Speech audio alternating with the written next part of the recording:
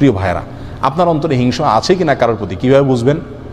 কারোর কোনো ভালো সংবাদ শুনে, কারোর কোনো ভালো হাল দেখে, কারোর কোনো সুখের অবস্থা দেখে আপনার ভিতরে জ্বলে কিনা দেখবেন।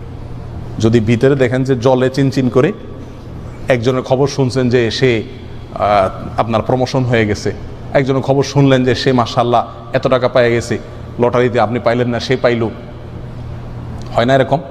একজনের খবর শুনলেন যে তার ছেলে মাশাআল্লাহ এসএসসিতে গোল্ডেন 5 পেয়ে গেছে, আপনার ছেলে ফেল করছে, তারটা শুনছেন, শোনার পর আপনার অন্তরে চিন করে জ্বলল, হয় না এরকম?